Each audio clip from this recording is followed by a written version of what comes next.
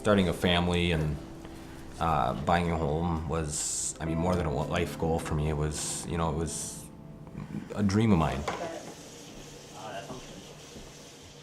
We looked at many homes, and we tried for, I think I tried every year. Mm-hmm.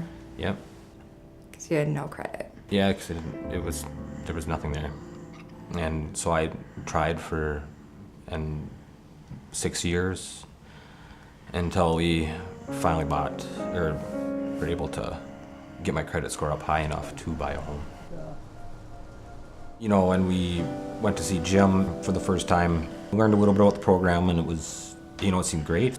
You could ask any question you wanted to about the home, and they would, in the home buying process, and they would walk you and guide you through it. Obviously, I enjoy working with all of clients that come forward, so I'll say that up front. And then of course there's some folks that you just connect with more, and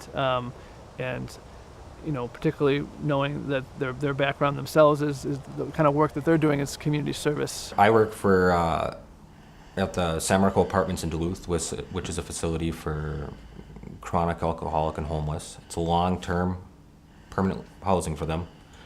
I work in the kitchen. I cook food for them.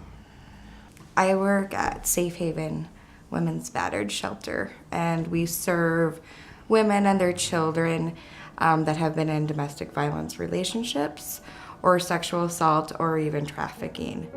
And Jonathan and Molly, they just took up the challenge and they said, we're going to do this. And we had some twists and turns like there always are in every purchase. Some unexpected things come up and you have to take a slightly different route, and then you rebound and keep going. Or is that your homework? Before we moved into the home, we lived in a 2-bedroom townhome with me and Molly and our 4 children. So all the kids were in the same room.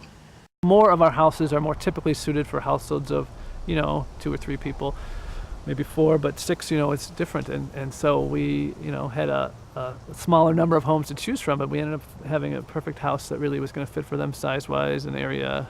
So it was just really wonderful when the connection happened in that way, where the house and the family, came together. The oldest, the 12-year-old boy, he has his own room, and my little girl has her own room, and then the other 2 boys share a room together. I think it's meant the world to them. Yeah.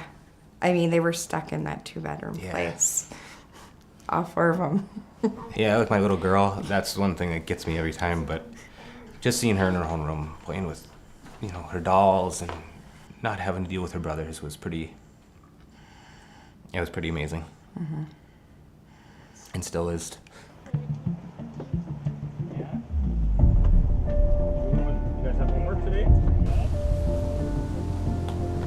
They sign the papers at the closing, we hand them the keys, and it's not goodbye, it's we'll be in touch, We're in this relationship together for the long haul. So they know that if they have anything that comes up with questions, that we're here as a resource for them.